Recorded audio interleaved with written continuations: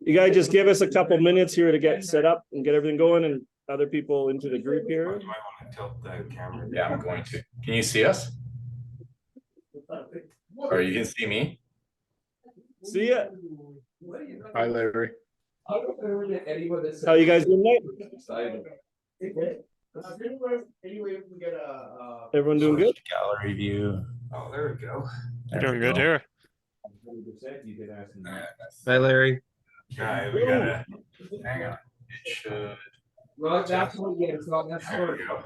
Okay, just again. So I think we got about what 1, 2, 3, 4, 5, 6, 7, 8, 9, 10, 11, 12, about 20-ish people on right now.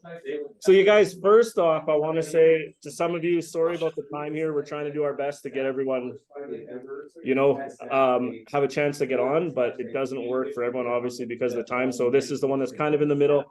But also the reason that we had to choose this time is, as you can hear in the background, we got a bunch of people over here, and 3 or 4 of them whom are we'll call them the brand ambassadors for the whiskeys that you guys are drinking. So we have some from different companies. So what you guys are going to be experiencing tonight is having people, when you guys are finding out what the whiskey was out of the random ones that you guys were sent, it's not going to be me introducing it. It's going to be that brand ambassador of that whiskey. So we have people here from Taiwan come up for you guys, from Sweden here, and as well from the UK. So it's something very different that does not get done this way, where everyone's in the same room. So the background here is just going to be a natural thing. I'll show you guys kind of what's going on. So we got, we're in Banff right now. Hey, everyone here, say hello. We got this. So these are the people that are going to be helping you guys introduce everything tonight and go over on the whiskey here. So we're at the Banff Springs here. We just have the Banff Whiskey Experience on tomorrow.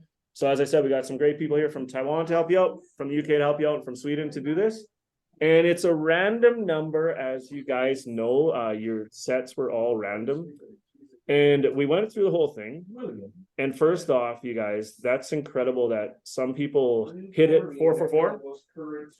There was a lot of 344, a couple 244s, 144s, not too many.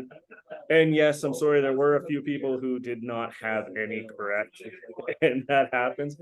But to choose it out of 15 blind, it's not the easiest thing to do. So can you guys just give me a thumbs up if you can hear me okay on volume on my side, just like this? Everyone, okay. So you guys can hear out, no problem. So what we're wanting to do tonight for you, as I said, is a very natural, just sit down, enjoy drinks with everyone. You guys can ask anyone questions that you have about the drinks, and we're going to go through and I'll kind of give you the lowdown on what we do. I don't need that. Yeah. So what we're wanting to do is this. We are going to randomly choose a number. I'm just going to ask someone out there sitting around here to choose a number. For example, if they choose number 4, we will tell you what the number 4 whiskey was, and if it is from Kavalan, for example, or if it's a High Coast, or if it's Ferg Harris or whatever it is, that person from that distillery will come up here, sit here and talk to you guys for 5 minutes about that. We'll go through all 10 of these, and then afterwards, you guys have any questions, you can ask the proper people those questions, okay? So it's going to be something done, as I said, very different than before. Sorry, I'm just admitting a bunch of other people here. We'll get this all sorted out. Before we get going, anyone have questions right off the hop here? Because I still got to get a few other people coming in. Good to go? All right, so, and just one thing, as we mentioned about giveaways and stuff today. So we are doing lots of different giveaways, and to lots of people. Number one, if you guys were some of the few people or the lucky people who chose 4-4, even 3-4, or you will definitely be winning something tonight. Okay, there will be a special surprise thing sent to your guys' house. And as long as you're here right now watching, okay, that's one of the main things. We want to be the people who are here and in attendance with us tonight. Secondly, if you, let's pretend you got 2 of 4, 1 of 4, or 0 of 4, there are still so many other things we're going to be doing and giveaways for you guys. So one of those things, we have one more bottle of this kicking around. This is what we've been enjoying here tonight. So we're going to be getting some of this, some samples of a nice 50-year-old Glenfarclas coming to people, which has nothing to do with our stuff, except we love drinking it, and it's been an awesome one. different packs that we're putting together for you guys that maybe contain some Ferg Harris, some High Coast, some Kavalan, some swag, a bunch of different things, okay? We're gonna be mixing it up. And we are ready to get going, I think here. We got about, by quick count of it, 30, 40 people, I think, on here. Not too sure. I'm flipping through here.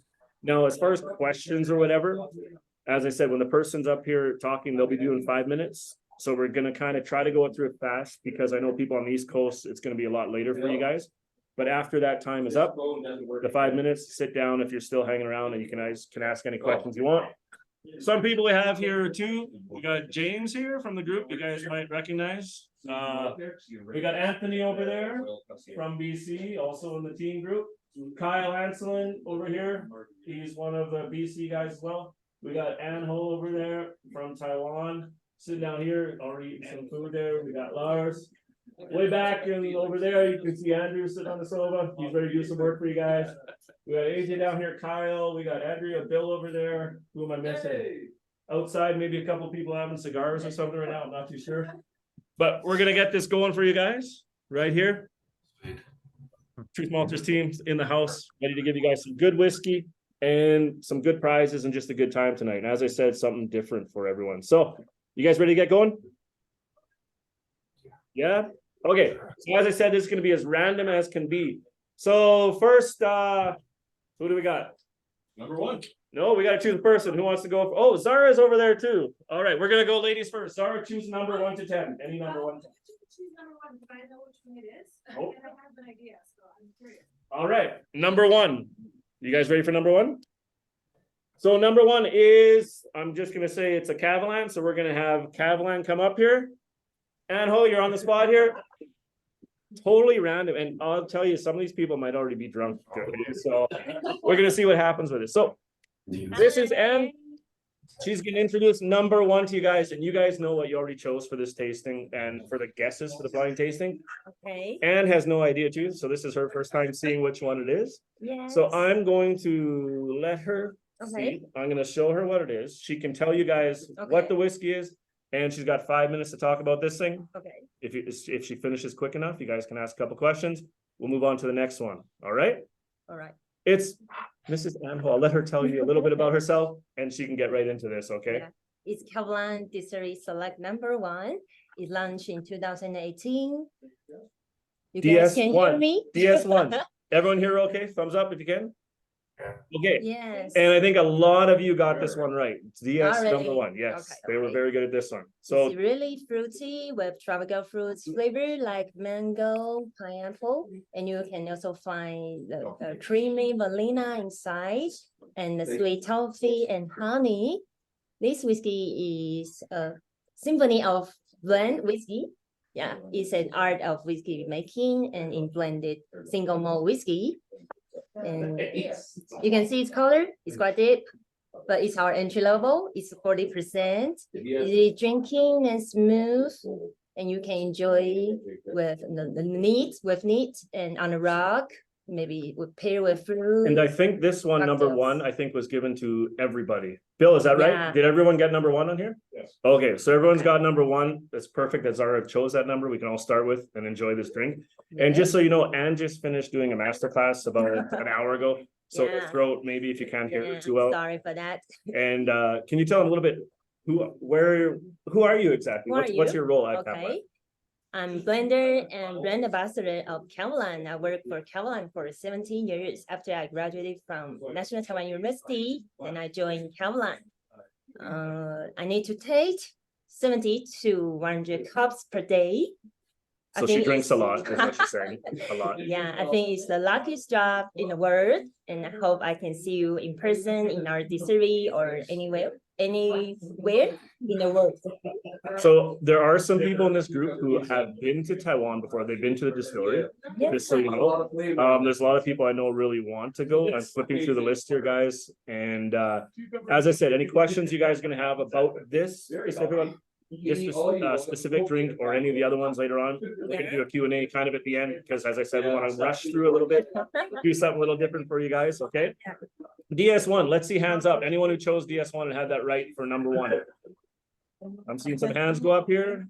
Okay, Yeah. all right. It's a salad. I'm gonna do a little different view here so we can see some people. Okay, don't be shy, turn your cameras on, please have your clothes on if you do though, thank you very much. All right, Yeah. okay. I heard of that's no fun from back there. All right, so that is number one, and thank you, and you're gonna be back with a lot more Kavalans, all right? Yeah. Thank So you let's move much. on to the next random one, and at the end, there will be questions, I'm sure, so you're gonna have to Okay. come back and do some Yeah. questions too, okay? See you. All right, so next random number, who wants to choose one over there? Okay, AJ, 7. 7, lucky number 7. 1, 2, 3, 4, 5, 6, 7. Oh, 7. I'll give you a hint. We have our favorite Swede to come up here. Ah, everyone say hello to Lars. Okay, and it's okay if you guys want to have your sound on too, or you want to say hello and talk a little bit too. That's no problem with that. So, who are you? Yeah, I'm Lars Karlsson from Sweden, High Coast Distillery.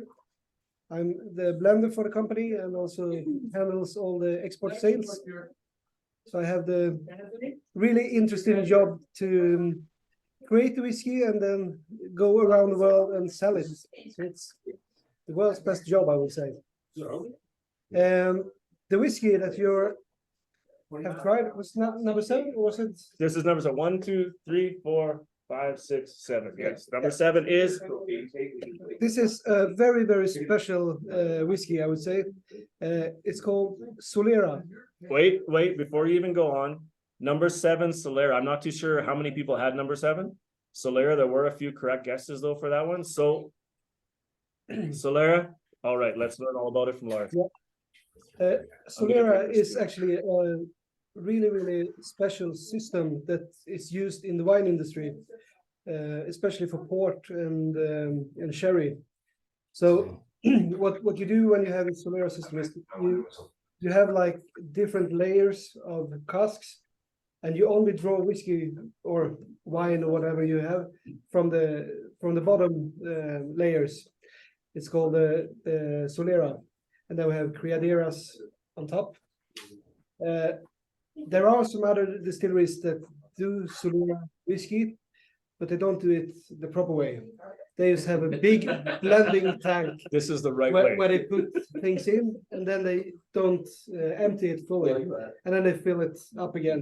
So they do it the quickest way. They don't go for. That's the proper. quickest way. Yeah. If you want to do it proper Solera system, it takes a lot of time and a lot of work. Can you tell me a distillery that does it proper? Yeah, high cost. Yeah.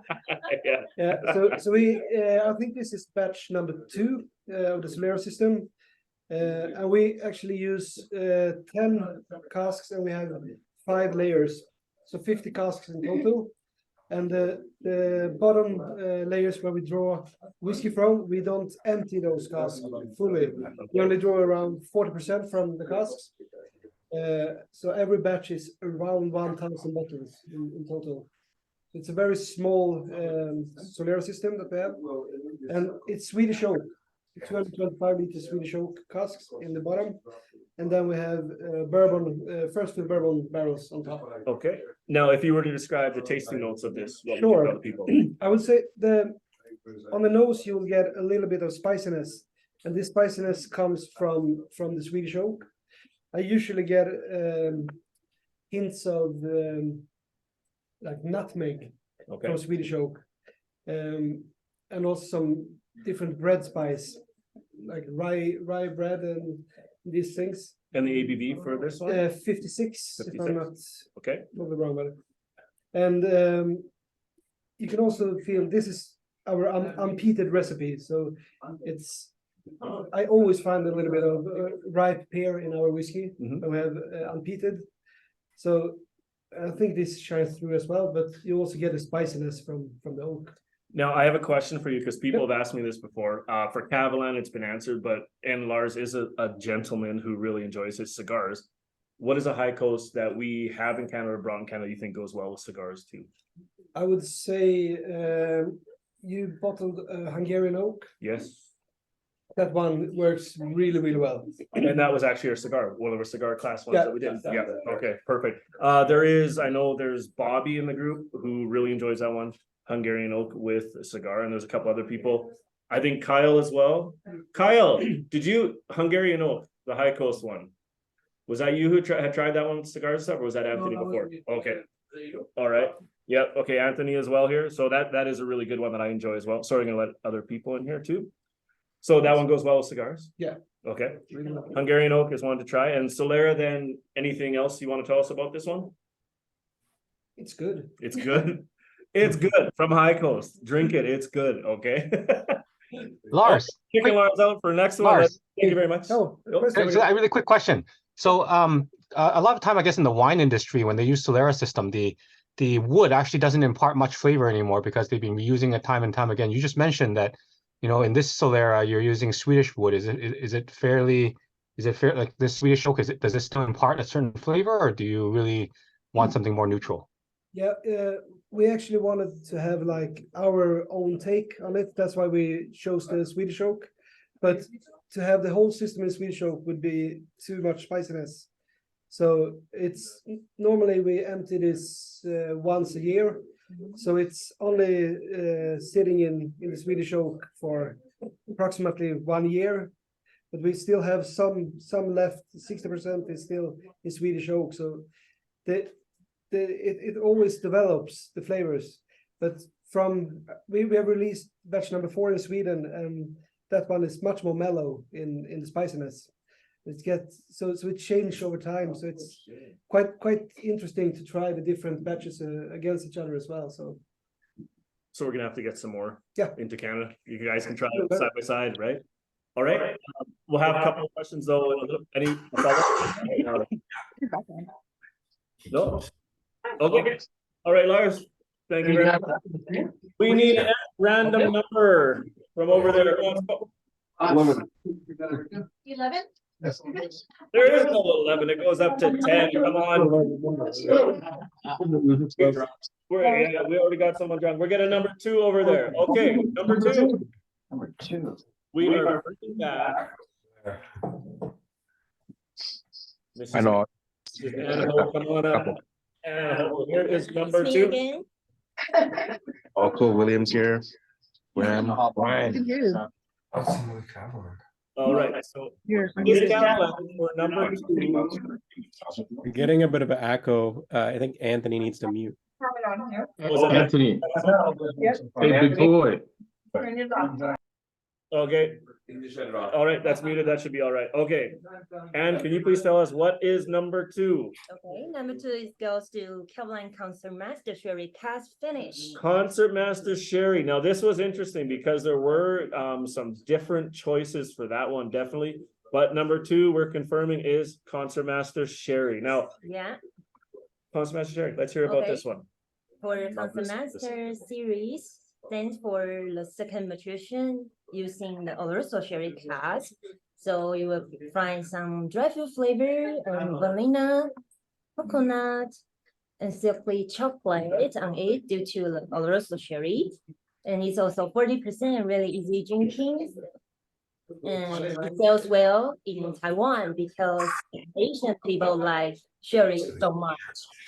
Asian people in Taiwan just like to drink. I'm sorry, I'm gonna say hey, you go out for dinner, everyone's drinking all Yes. the time. Beers, whiskeys, all over the place. But yes, I do know that Taiwanese really enjoy sherry whiskey a lot, Yes. so I can understand that. Yes, and I will show one Chinese for you. Means buttons up called ganbei. Oh, sorry for my throat. As I said, she was doing her Yeah, master class. So ganbei. Ganbei, cheers. So Ganbei, that means the yeah. bottoms up, drink it back. Yeah. That's Concert Master Sherry for you. Yes. Are there any questions about Concert Master Sherry you guys may have? If you do, feel free to unmute yourself and just ask away. Don't be shy. Come on, guys. We also said there's lots of different prizes, and some of those are for people participating, asking questions and stuff. Anything? No? No questions about Concert Master Sherry? Really? Complain so well. Sherry. Explained so well. There are no questions for it. Okay, no one asking question Larry, was that sample 2? in our dessert. I think we got one here from Valentine. Okay. Valentine Reyes. Was that sample 2? Was that sample 2? One more time? What sample was Yes. it? What, that was 2? That was Okay. number 2. Okay. But we bounced around. We did number 1 first, then it went to 7 and Seven 2. and So this two. is the Yeah, third. yeah, yeah. We're not doing it in order. Yeah. Number 1, if you guessed correctly, I'm looking, it was DS1. Number 2, which we just talked about, was Kavalan Concertmaster Sherry. And number 7 was High Coast Solera. Okay. So that's 1, 2, and 7. No more questions about number 2? You never had it. Oh, some people didn't I have have it. a question. My question I is, do. get it. If we compare to the Solis Cherry, is it just more diluted, or for the concert master, or is it the same kind of cask? Okay, compares Oloroso Sherry. The Oloroso Sherry is single cask and cask strength. And for the Council Master Sherry is aged in the distillery reserve second fill cask and then finished in Oloroso Sherry cask. So it's not a single cask and will not full-time maturation at Oloroso. But will you use the same types of cask for Concertmaster Sherry and the Solus? Only Oloroso Sherry. But second fill, not first fill. Yes. Okay, that was a really good question. Who was that just asked that, by the way? Yeah. Awesome. Okay, that's a really good one because people sometimes they assume it might always be the same kind of cask, or I've even heard people say, oh, it's the ones that aren't as good quality. Maybe you use it for different things. That's not how it works. To do first fill is for the single cask for the Solus line, and second fill you'll use for your concert master. Yes, exactly. Okay, excellent one. Say bye-bye. We're kicking her out. See you. We'll have her back in a couple minutes, maybe. See you. All right. Next one, we need a random number. Anthony's got his hand up over there. The easy guy's gonna go with number 8. Oh. One more time. What was that? The easy guy's gonna go with lucky number 8, right? Okay. So if you are Asian or know much about Asia, number 8 definitely is a lucky number for sure. So we're gonna call up number 8, and I hear an echo coming. I think that's from Anthony's again. Is that coming over there? Unlucky number 8 over there. Okay, we're gonna pull up number 8. 1, 2, 3, 4, 5, 6, 7, 8. Okay. We have a gentleman that you guys have yet to see tonight. All right. So, and he says his favorite sport is hockey and he doesn't like rugby. That's what I heard. Absolutely. I thought hockey's a lovely sport, you know. So number 8, we're going right here for you. You know Here we this go, one guys. well. I'm Andrew. I'm from Young Spirits. Ferg Harris is one of our brands. So you were drinking our 12-year-old Speyside, which we finished in first fill Pedro Jimenez Sherry Hogsheads. Wait, from the accent, where do you guys think he's from? Scotland. Absolutely. Okay. I hate to see I'm not the real whiskey in the room, but right. Oh, we got low blows. Sorry. The gloves have been dropped. We'll see what happens after a few more drinks here. That's it. So Ferg Harris is a brand was set up to release single casks of some old and rare liquid, which we're still doing. But the problem with single casks are they're a very low volume and quite a high price point. So I wanted to develop a liquid that was big, bold, had lots of flavour, and a bit of a crowd pleaser, one that everyone can enjoy. So I produced this 12-year-old Speyside, as I finished in first fill Pedro Jimenez hogsheads. The reason we use hogsheads is because you get that quick interaction with the wood. So it's only in the hogsheads for 6 months. So we get this really rich, intense flavour after 6 months of maturation in the sherry. We bottle it at cask strength. There's no caramel added. This is all natural colour. It's a big, punchy whiskey. It's got a lot of flavour. You won't, when you drink it, you won't feel it here, but you do feel it in your chest. It catches you down here. It's a good chest warmer. In your heart. Ideal for being over here this evening. I've got to say, over in Banff, it's a nice warming whiskey for a cold night like tonight. A little bit, yeah, it's a little chilly tonight for sure. Yeah, absolutely. But when you taste it, you have this lovely, on the nose, you have this lovely, rich, deep toffee and kind of baked figs. You know, it's got that kind of baked, stewy fig flavour on the nose. And then when you taste it, you get a little sweetness.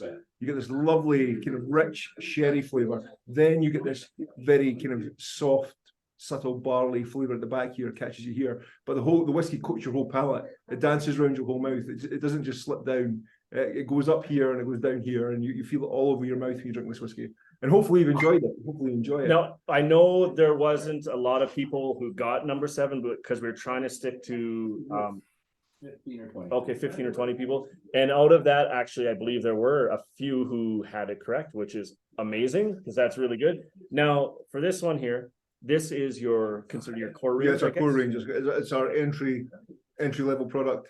You know, we're all about quality, producing the best liquid we possibly can, and we won't sacrifice price. You know, we won't produce something cheaply just because we can.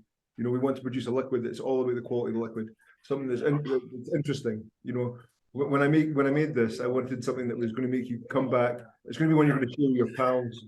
And going forward, the guys at Truth Malters will introduce some of our single cask products for you to try. Which he shared some tonight, Yeah. and all I'm going to say is, holy shit! they're Yeah. good. So we're just going to leave it at that, and I can't wait to bring some of those into you guys. Yeah, really good stuff. Yeah, listen, if you speak to the guys at Truth Malters and you want to recommend a finishing cask, or you want to recommend a whiskey you'd like to have released over here, I can access any liquid and any sort of finish that you would like, and I'm more than happy to work with you guys as well as the guys from Truth Malters and produce something unique for you, something you want to try. All right. So you guys heard that here first from this great gentleman who's really gonna fall in love with hockey the longer he stays there. I shall. or figure skating. It's a toss up. He was trying it today. We went out to was it Chateau Lake Louise, and he was on the ice there trying to do the pirouettes. It wasn't successfully. Fantastic. No, but it was perfect. Have you guys got any questions? Anything else I can answer or make up? Any questions? Yes, I had a question. Okay. I didn't have the chance to try number 8, but any chance this is coming to Ontario? There's a very good chance it's coming to Ontario. You guys know all about LCBO and the so much fun to work with and how great they are. You know how that is, but we definitely want to get it into the LCBO as well. And we have had discussions about that, but as I said, there's a lot of work involved. I hear Kavalan over here on the side saying they're so fun to deal with. But yes, right now it is available in Alberta, and there are stores that you guys know, no problems sending it over that way. So we can always let you know what stores have it, and you can figure out how to get your hands on it for sure though. Definitely try it. It is a very, very good sherry whiskey. And I would definitely recommend giving it a shot if you can. Absolutely. So would I. But I have to be because it's mine. Yeah. No, thank you all for joining us tonight. This was a great little evening, a good concept. We got any more questions for Andrew here? I have another question, kind of around the choice of sherry. Like, why would you choose, for example, a PX over a Oloroso cask, or over like any other types of sherry? Is it just the availability of the cask, or is there something about? It's a very simple answer. I've got a very sweet tooth. And I love a rich sweet whiskey. It's just what I like. It's that simple. I love the richness you get from PX. Oloroso or Amarone gives you a different gives you a different style of grape. So Oloroso will give you this kind of white grape juice, this lighter, more fruity flavor, whereas PX gives you this deep, intense, really rich kind of raisiny flavor, which I love. And it's purely based on unfortunately it's based on my palate, and I just love that richness you get from PX. Yeah. But after trying it, I think that's a good thing because your palate's really good. This is a fantastic whiskey for sure. We have any other questions we can try to answer for you guys? Question sort of comment here. So was nosing it, and I don't know if anybody used to get these Halloween candies back in the day, sort of like the little caramel toffee ones that were like wrapped in wax and had like ghosts and whatever things on that, or even like the old Macintosh candy bars. It's like I had that, and it like took me back to that. I don't know. And when you talk about the sweetness and everything, I'm like, yeah, it was strange. It just it hit immediately, and really, really good. Really enjoyed that. Looking forward to it coming to Canada. No, that's good. That's good. That olfactory memory, the olfactory memory we all have that can relate smells to memories is incredible. You know, it's absolutely incredible. I'd love to know what that sweet was. You're talking about those square rectangle ones that you would pull the wax open and then it would get stuck in your teeth for like an hour when you're chewing it. Those are the ones? You got it from your grandma or somebody else's grandma. Yes. That was okay. we got a few people back here all saying, yes, they get that as well. And that is, I'll try to get you some of those guys. So let me see what that is. Yeah. Yeah, that's interesting. No, thanks, guys. That's a good note. Any other questions?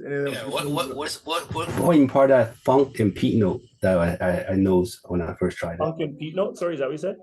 Yeah.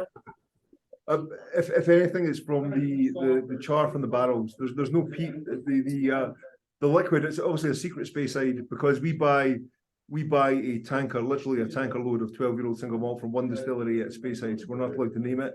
But in the actual liquid, I know what the liquid is, and there's not any peat in the liquid, all right. But there might be a hint of smoke from the char from the barrel. Is the only thing I can suggest. It has been said previously. Someone else has commented that it has a hint of smoke, but I can only think that's what it would be because the actual base liquid has no smoke at all. And if you ever come to Edinburgh and you want to visit us, you can try the OG, the original liquid, against the finished liquid, and there's probably less peat or less smoke in the original liquid compared to the sherry casks. Yeah, I think that answers that one pretty good. Well done. Okay, Andrew will come back at the end if there's any more questions for him. Otherwise, thank you, Andrew. You're more than welcome. All right. I'll leave this to you before I drink it. Yeah, you're gonna go ahead. No, that's all right. Thanks. I'll finish this one off then too. All right, we're done. 1, 2, 7, 8. 1, 2, 7, 8. We need another number back there. 3. We got a number 3. Who's saying 3? Wait, we'll turn around here. Who's saying 3 over here? Wrong, but I got a 3. All right, 3 is. Oh, here you go. Here you go. So this is Anne. Met her a couple of times already today, and you'll meet her a couple more too. But she's a really nice girl, so it's okay. You guys can listen to her talk lots. And she's very informative and knows all her stuff very well. So she knows Tash. Okay.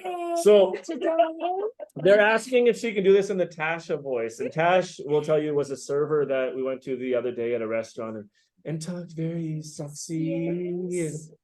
So she's gonna try this in her best Tash voice, okay? That's why I think it. All right. So this is Tash Ho, okay? Not Anne. Not Anne. All right. So first, let's tell them what was this one, number 3. Oh, by the way, before we even say this, I think almost everybody had this correct. Okay. There were so many people, so you guys already know what was it? No problem. Let me introduce to you. What was it? Tell them, what was it? Hope you're good. Yeah, it's Solis ex-bourbon cask Solis. Okay, so Solis ex-bourbon, you guys were right. It wasn't. Yes, it needs 5 elements to make Solis series. The first, may I speak faster? You can go back to your real stuff. Sorry. Back to Anne Ho. See you next time. Yeah, for the Oroso series, we have 5 elements in it. The first is first fill and cask strength, single cask, natural filtration, and natural color. So every solid series in Kavalan's range has these 5 elements. Okay, and for the bourbon cask is the first Oroso products of Kavalan. There's a story behind this one. Because Kavalan was launched, the first Kavalan is launched in 2008, and our whiskey consultant came to our maturation warehouse. They taste the whiskey just directly from the barrel. They found it surprisingly well, so they suggest our founder can bottle at cask strength. So after that, our first Solis product goes to ex-bourbon cask, so it's our first Solis product. And just to let you guys know, the one that you have there was in at a 56.3%. Okay, if you guys were curious about that one, so 56.3% for the Kavalan Solis ex-bourbon that everyone received. And as I said, I'm just going to show her the results here quickly while we are talking, and so she can see. Where are we? What are we here? Oh, we're pulling it up. So out of everyone that guessed, I think there was only one person who did not have this correct. So this one, raise your hands. Let me just wait. I want to take a look at this view. If you had this one correct, let's see, hands up. We're going to see so many, and I'm even going to the second page. Keep those hands up for a second. Yeah. So we got Hey, I got some Tim Wilson here. Joe, you're here. Adam. Okay. All right. As I said, feel free to turn on the videos and get involved, guys. Okay. Any questions about this one? No, this particular experiment. Oh, that would be a good thing too. Okay. Okay, let's go for it. Tasting notes. The tasting notes, you can smell the coconut, vanilla, silky creamy, and a little bit like ice cream, vanilla ice cream, and popcorn, citrus flowers. So can I ask a question? Yeah, of course. So it doesn't happen often, but for me, there's a lot of the Kavalan, the Solus Expert ones that I enjoy have almost like a dill pickle kind of note to it. What would that be? It's like a dill kind of thing that's coming from. Is there? It might be dill pickle, the potato chips or something. I don't know, but yeah. Do you ever get that from it? Do you notice that at all? No, sorry. Like dill. I mean, maybe in Chinese. Anthony. We'll ask. Wait, we have to do a Chinese translation here. Sorry. Kyle, when do you go into ya? I got one. I got one. Dill. Okay. Not dill. Dill. D-I-L. That was that's very. Anthony Tang. What is dill? Like dill pickle in Chinese? Do you know? In Mandarin? Don't know? Oh, okay. Dill? Sorry, guys. We're having a translation breakdown. We're figuring this out right now, live for everybody here. Sorry for my We're going around the British. globe in this room trying to sort this out. What is that? Flavor print. Yes. Yes. Okay. It's like Maybe this is the floral type of bourbon cask. With a little sour. Yeah, like pickle. Yeah. Okay, so it would be a citrus kind Yeah, of thing is what it is. citrus Okay. flower. Yeah, I mentioned. Umami? Yes. Oh, My mummy. umami. Okay, Umami so flavor. that's just one of the notes that I get from it. It seems like every time I get that, it's one that I actually really enjoy. Yes. Yeah, it pops out in this one. And for Liz, this one was experiment guide the Shows a colorful wall in the background. Oh, we can take it for a walk over there. Are there any questions about this particular whiskey then for Anne? The Solus X bourbon. I know most people here know it quite well already. As I said, almost everybody had it correct. And I know a lot of people really seem to like that. I can see some of you drinking it there too, which is awesome. All right, Brian, just down that one. Good job. Okay, questions about this one? I have a question, yeah. Okay. Is that JB? Since Kavalan is not a very old distillers, is this the first Solus they get on the market? Okay. The ex-bourbon now. So was this your first release? Yes. For this one, it's launched in 2010. And our first whiskey, Kavalan Classic, hit the market in 2008. And what about your first Solus release? Yes. This is the first 2010, the Yes. first Solus. JP, you nailed it. Yeah. Winner. Don't worry, we're recording this. We're keeping track. As I said, people asking questions and stuff. You will be getting something very nice sent to you guys. Okay. So he just nailed that. We got one other person here. Chris, question? I had a quick question regarding the Solus. Like they're often advertised at cast strength, but I seem to remember either Larry or I think it was Keenan back in the day when we did the CW pick that it's not quite exactly cast strength because of bottling regulations for alcohol percentages. Like there could be a potential for a little bit higher proof, but that's it because of regulation that has to be. That's the 59.4, I think, is what you're getting at there. So you mind if I answer this one? It's okay. Okay, so Kavalan, going back, so recently they have released some over 59.4%, but at the start there, I think a lot of them they wouldn't be shipping it overseas or doing it if it was over 59.4 because it got rounded up to 60%, which put it in a whole different thing as far as registering it even in other countries. Once you get different 60%, yeah, different higher costs on different things and regulations. So they are accurate on their ABV, I'd say give or take to maybe a 0.1 or 2%. Yeah, which is what they would be. So if you're getting something that's now even over 59.4%, it will say that directly on the label. Anything before, I just don't think you guys were shipping internationally, were you? Okay. It was more like in relation. Will there be products available to us in North America that'll be over the 59.4 or 59.7 like in near future? Because I don't know, like every now and again, it's enjoyable getting something at like 62, 63%, and like it's hot, but to some of us, it's quite enjoyable. I will say something to this. So maybe these people are here tonight, but there were some people who came and actually chose a private cask, and that one came in at 61 point something, I think. So yes, you will have private cask. I'm not going to say what it was unless they would like to reveal that themselves. But yes, on the Canadian market, Kavalan coming through, there will be something coming in the very near future, over 60%, definitely. Cool. Thank you.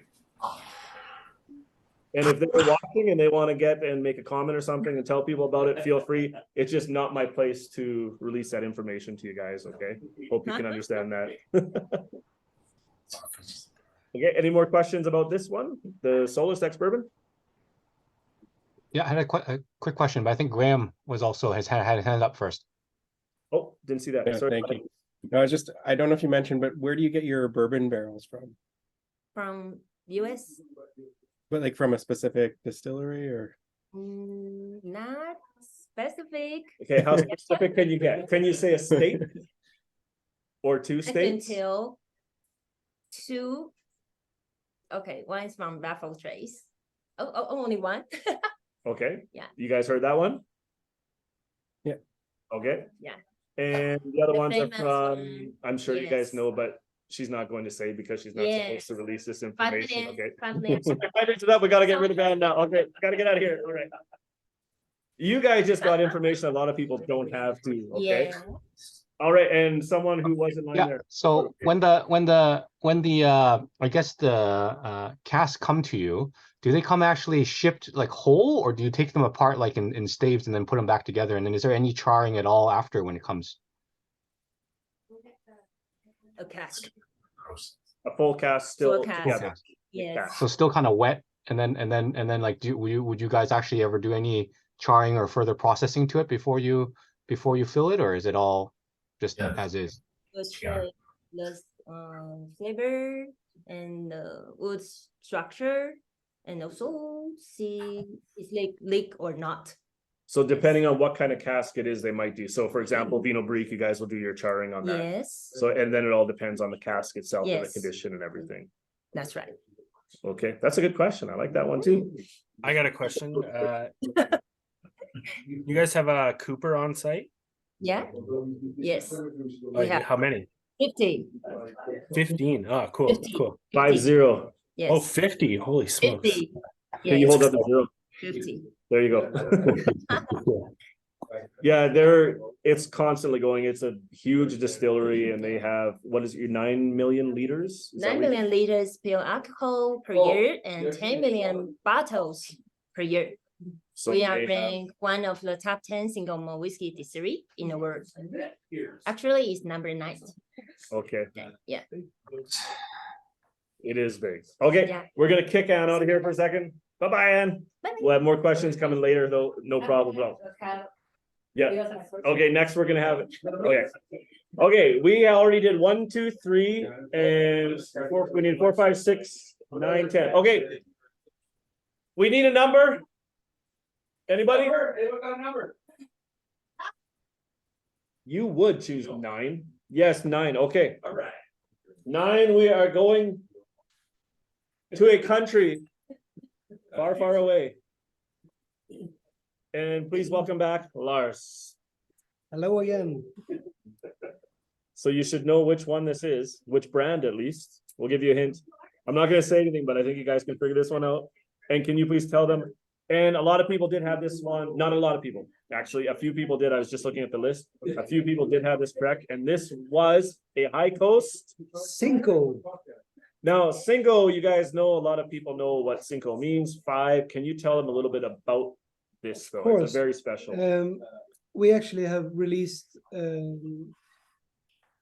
we'd call it like a geek box for people who wants to learn more about special things in whiskey. So we had one with different types of oak charring, and we have done one with different parts of the heart of distillation, just to see what flavors comes in, and just release like 5 small bottles, and for people to not to enjoy more to learn. Okay. And we also were about to do one where we try to see all the different sherry casks, and like everything is from American oak, and it's from the same 3, and everything is like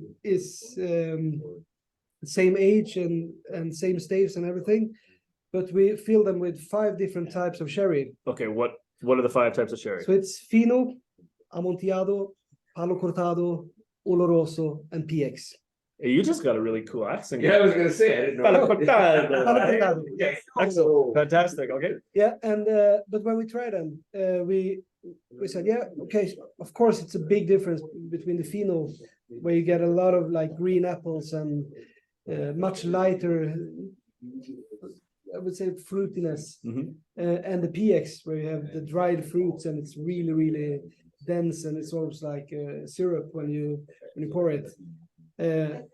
But the 3 in between were not. There were some differences, but not as big as we thought. Okay. So then I tried to mix them together, and we had 2 casks of each, and we blended them together, and said like, oh, this one was really nice.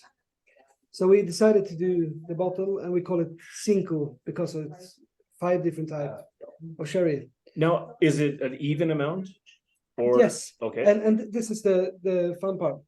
We had 2 of each cask, 250-liter casks. So we had 2 Fino, 2, and so on. And when I did the pre-blend, I was really happy with it. But when it ended up in the tank for mixing, it was a little less sweet than before. And those casks that we had, they were 8 years old. We didn't have any more. And I wanted a little bit more PX. So I added 1 more PX cask to And this mix. how old was that one? 6 years. So you actually made it a younger whiskey. Yeah, but the age is nothing. It's all about the flavor. Okay, so some brands may have said, we want to keep it an 8-year-old whiskey. We're not going to try to make it a little sweeter. We don't care about that little difference. Yeah. And you guys said, who cares about the age? We want that proper whiskey taste. Yeah, we Yeah. want to have it as good as we can. Fantastic. Okay. You just blend it, or you do you do a vat it in a tank for 6 months together, or you just blend it and you bottle it? We put it into a tank, and it sits for maybe 3 to 4 days, and we go down to dilute it down to the right ABV that we had decided, and this is 50.5. We try to have as many 5 as possible because of the Cinco. So Okay, I'm gonna stop you there for a second. So if you guys don't know High Coast well, tell us when it comes to numbers with High Coast, you're saying a 50.5, so you're getting 5.5, you're getting Cinco to name 5. There's one other whiskey that a lot of people aren't familiar with in Canada because we haven't had it there yet. Yeah. But I want you guys to listen to something maybe for a minute or 2 here. Give us a background of this whiskey. First, what is the name of the one I'm talking yeah, about? we have a whiskey that we call 63. Okay, 63. Now, Yeah. I just stop you for 1 second. Yep. So when we were in Sweden, we're going back a couple of years ago, and we were curious about the 63, and it never stopped. The 63, the reason it was 63 blew us away to the point of, okay, these guys are masterminds. So tell us about 63. Yeah, it actually comes from our master distiller, Roger Melander. He loves to go out, and I'm not sure what the English word is, geocaching or something. Yeah. So he goes out and look for like small boxes where people have left some notes, and they just sign up. And so he was running around in the area, and he moved up, and he just looked at his GPS and saw, okay, the 63rd parallel is going straight through the warehouse. 63 pounds. Okay, so in the middle of their warehouse in Sweden at a High Coast distillery. Okay. So he decided to order cask that were 63 liters, and they were actually coopered by the cooper was born in 1963. Of course, we wanted to have a peated whiskey. Normally we use 45 ppm, but we were able to get 63 ppm malt. The best part was the price was 6.3 Swedish crowns. Just fortunate. And we then matured it on the 63rd parallel at 6.3 or 63 decimeter above the ground. One batch was 63 hectoliters, and we diluted it down to 63% ABV. The bottle size was a bit tricky because in Sweden we can't bottle at 63 centiliters. But Roger, he loves his numbers, as you can tell. So he said, if we take a bottle that is 70 cl, and we take 63 plus 6.3 plus 0.63 plus 006.3, and we just keep going, then we have a 70 cl. And there's so many more. Yeah, So it continues. honestly went on for about a half an hour, all the 63s, and they weren't just making this up. These are factual how they came up with the 63. So when you do try High Coast, I know most of you have here, but the people who haven't, they are very, very adamant on certain things and how they want things done, and to attention to detail on so many different things such as this. So you can always expect a very good whiskey. I think that you guys wouldn't let go out if it wasn't, for example, 63 or the Cinco that some of you are trying there. But just an interesting story that I wanted Lars to share because it blew me away. I was fascinated by it though when I heard it. But that's just one of the cool things about High Coast. This one, anything else to say about it though? Sorry to interrupt. I just have a question about this. 63 liters. It's a little bit more than a quarter cask. What is this type of cask? Is it a virgin oak? Is it? Yeah, we actually ordered bourbon barrels, and we've done different batches of this one. So the first one was maturing in 63-liter bourbon barrels for 63 months, and then we did batch number 2. So while he's talking, by the way, we have Kavalan Ann here, like just into this. Oh my God, I can't believe all these numbers I'm hearing. She's blown away by it. You haven't heard about this before, right? Okay. So the second batch was 6.3, and the third batch we did a finish for PX finish. And we matured it for an additional 630 days. 630 days. And as I said, it keeps going on and on. It's fantastic stuff. So there's not much to do up in High Coast, so we have to do something. So they come up with great a baby brainchild whiskey is what you guys are doing here. Okay. Any other questions for Lars about this one? Were there other Cincos, or like one with 4 sherries or one with 6 sherries before we landed on 5? We actually just released Those will be Quattro. one more. Quattro would be. Yes. But we released the Cinco 2 just a couple of months ago in Sweden. The only difference is it's Spanish oak instead of American oak, so it's a little bit more spicy, and the ABV is 51.1 instead because we wanted the two ones because it's Cinco 2. Yeah. In 63 minutes, me and Lars will talk about that for 63 seconds, and we'll have in Canada in 63 days on the 6th month on the 3rd. But a lot of fun stuff that High Coast is doing, and Lars, thanks for telling us all about this one. And we're going to move along to the next one, okay? And again, if you guys have last question, do they do it their release on full moon? I don't know. Or... I'm sorry, I can't hear you. Do they do their release on full moon just to be sure it's? We have one more question for you. Okay, please repeat that one more time. Lars is back here. Just an humoristic question. Do you do your release at each full moon? Do we do the release on? No, at each full moon. Each full moon? Ooh. That's a good one. You might have to now. Now you're just direction. Now you open the door, I think. And I guarantee maybe next year. Talking to Roger, like, we have a brilliant idea from someone here. Aurora Borealis. That's perfect. Yeah. Thanks for the question. Thanks. That's a good one. Okay, we got to move on to the next number. That's a good one. Eh? We need another number here, guys. We need 4, 5, 6, or 10. 4, 5, 6, or 10. 10. We got 10. We have Kavalan Kyle coming up here now, all right? Wait. Now, I know you guys all were like, ooh, Anne looks so cute. Ooh, well, okay. Kyle is still very cute too. He can come on. Come on, come on. I put it wrong, right? But he's married. Okay. This is he married? That's the first question I'm hearing from over there. This is Kyle, all the way from Taiwan as well, from Kavalan, and he's going to tell you about number 10. Number 10? Okay.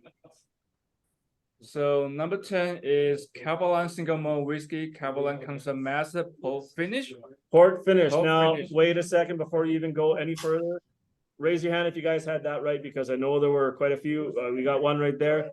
Chris raising his glass to it. He had that one. A couple other people. Josh is here. Awesome. Okay.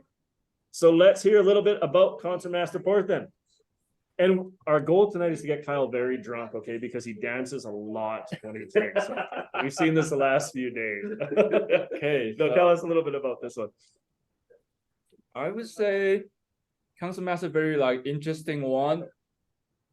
I think Anne just mentioned the Sherry Finish, right? Yes. If I'm correct. So Sherry Finish launched after the Concept Master Pole Finish. So I would say these two are like twins. And we probably have the third one, but for overseas, we haven't launched. So let's go back to the pole finish. So pole finish comes with a bit like blackberry, a bit sweet. Some people can smell, let's say like a bit like candy floss. I would say Concept Master also shows Kavalan can do a finished product. They will be like blending all together, then transfer to a used cask. We do have a port, sherry. We used to have a vineyard, which is like wine cask in Taiwan. We probably have more experimental, very interesting one in the future. Keep your eyes peeled. Stay tuned. Coming up. Yep, lots coming up. That's a compliment report. So Anna's great because, as I said, she was doing her master class earlier, and it's not because she's standing there eating all this food in front of me, and I'm so hungry too. So, are there any questions about Concert Master Port, which I know you guys are all pretty familiar with? It is one of Kavalan's ones that's been around for a while, and one of the first ones that came into Canada as well. So I think you guys know this one pretty good. But do we have any direct questions here, Kyle, about that? There's probably more question for Anne, not me. I just see, yes, like we want to talk to Anne. No, just joking. That's it. No more questions? All right. Okay, you got off lucky on this one, eh? Thank you, Kyle. Oh, wait, we got 4, 5, and 6 still. 4, 5, or 6? 5. 6. 4, 6. I hear 4 and 6, so I'm gonna say 5. All right, 5. Come on out. 5 is. Oh. So before we tell you what 5 is, I'm gonna tell you this is one of my. I'm gonna tell you the brand. This is one of my favorite Kavalans, actually. It's one that is not in your 40%. It's not in your 46%. It is a Solus, and it's one of the premium ones. Just to kind of see if people are looking at your guesses and your choices for this one. So I remember some people were saying Amontillado, some people were saying Manzanilla. I'm just gonna Sit back and relax. No, this one is a Kavalan. It is a premium. Anne, are you ready to talk about this one? Anne's not ready. Kyle's ready. Okay, before he comes up, I'm gonna tell a little bit and then I'll let him, we'll see if you guys have any other questions. And Kyle will come up here and answer them. So this one is for the people there. Kavalan Manzanilla. Who had that one? Let's see, hands up if you guys had that one right here. One more time, so I just changed. Yeah, Chris, yeah. Were there anyone else who had this one?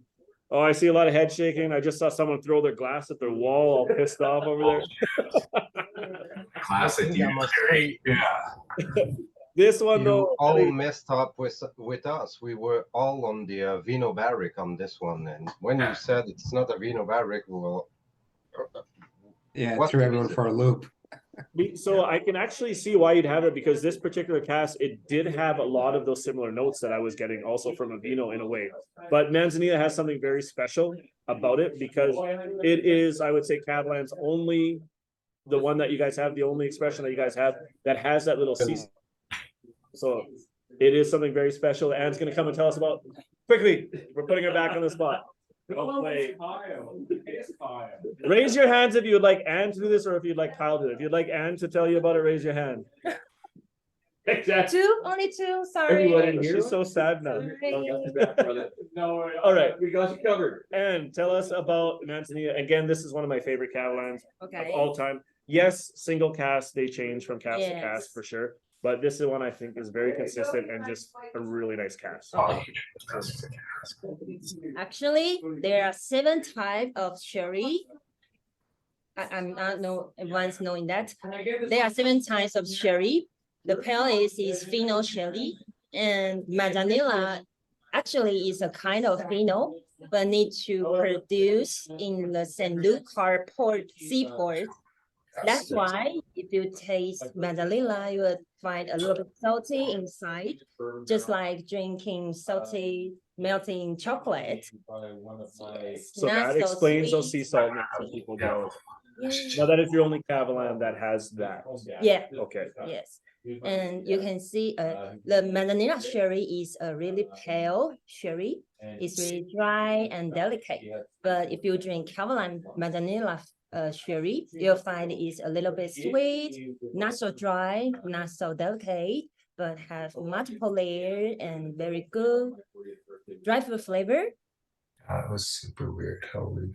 I'm just looking at some questions here. One thing Okay. I've had people ask before, Yeah. personally to me, but let's ask you, of the Okay. 4 Kavalan premiums, I know this might be a hard question. Yes. Do you have a favorite? I'm not saying it's Manzanilla, I'm just saying it's Yeah. tough. I'm putting her on the spot because people this- always try to say, I yeah. like all of them, but let's hear really, do you have a favorite of the 4? As a blender of Kavalan, they are all my kids. So this is really hard. We've talked about this question. though, even I know there's a lot of parents here, you still have a favorite child. You can love them all, but there might be one that's your favorite child, so. Okay. For me, okay. Yep, let's do it. It's like she's cheating on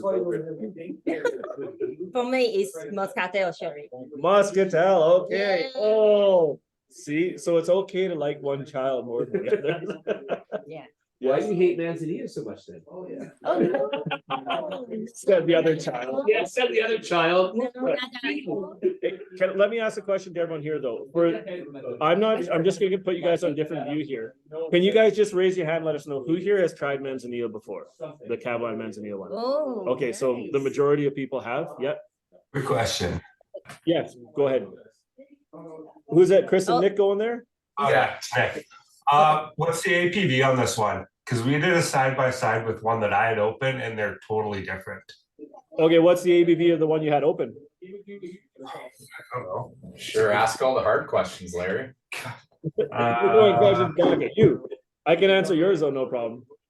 This one you had was a 57.4, I believe is what this one, 57.4. What was it? 57.8. Ooh. And you notice a huge difference in that though? I didn't pick it to be the same cast Okay. with the side by side. So it kind of threw you, so it threw you totally off then, right? Do Yeah. you remember, or if you're looking at your cast number, do you remember what year yours was? Yeah, one sec. It would have been 2016. Or do you want? So this was a 2-year difference in that too, because this was an 18, I believe, for that one. Okay. Yeah, so that might make a difference too. So this one might have been, doesn't, yeah, I think it would have been then probably a couple of years difference in that stuff then. Yeah. Now, can you, just out of curiosity, what did you notice? What was that like stuck out to you? It's just completely different whiskey, or was there a certain taste that kind of popped out more than the other, or? I found my cast a little bit sweeter. Yours a than lot this one. Mm. Yeah. Than this one. That's why it kind of threw me off, thinking more towards the vino Okay. than the man's. I see. Well, I'm sorry I can't change your answer though. Oh no, it's fine. I'm just kidding. No, but I do love the questions because single cast, I mean, you're definitely going to be different all the time. But it is nice to see when you do side by side, sometimes it can throw you off though. Because of single cast, you're almost expecting it to be exactly the same as the thing you're trying. Everyone is unique. Yeah, I was definitely expecting it to be a lot closer. That's why it threw me for a loop, which is good to know. Just have to get more. I'd like to try the one you have next time we're in town or Yeah. something. Every time you find your favorite, go and get it and buy more. Because every class is unique. No, but that is true because sometimes there are casts you love. and Yes. Yeah, you got to get it. While Maybe you can. Larry don't like, but I like. Yes. Yeah. It happens. You like it? Yes. There's Yeah. some certain Oloroso sherries that I've loved, and I go all around buying all of them. And Yes. but when they're gone, right? Because they're single cast. Yeah. Yeah. The sherries are. Yeah, good. it's hit and miss maybe on some of the other ones. All right, we're gonna jump to the next one. Thank you, Anne. Anne is going to be completely drunk by the time she finished this after all of these ones. Okay, we got 2 numbers left here, guys. 1, 2, 3, 4, and 6. 4 and 6. 8, 4. 8. 4 and 4 or 6. 6. 4. 4.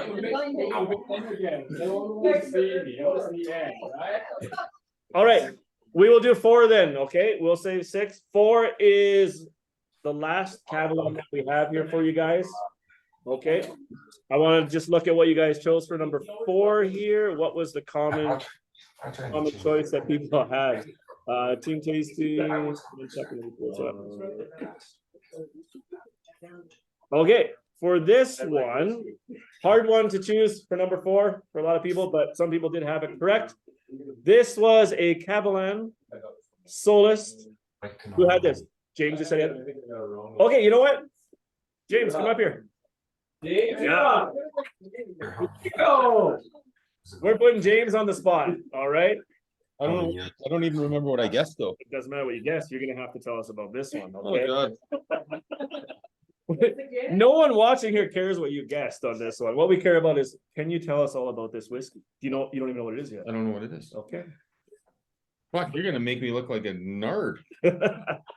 So this is called putting people on the spot. Whiskey world, you guys, you gotta love it. All right, so this one, number 4 is, I'm gonna show you though. I'll be nice enough to show you and you can tell us about it. You will. He's just gonna chug it back and be like, oh. Oh, it's the pheno. Oh, There we go. Now you got, and the look on his face right now is one of those, how didn't I get that? Well, I've had this many times. So when we poured it with you. Solus Pheno. So tell us about the Pheno. Well, I've been lots. Okay. Okay, so this is... I know. You know, Pheno is your a typical sherry. Before you start, cheers. Yeah, cheers. Cheers. I don't know what to say, brother. You put me right on the spot. We did. Okay, any tasting notes that you're getting from this exact one then? Let's just do that. You don't have to tell us about Pheno, you can tell us about this drink that you're having right now.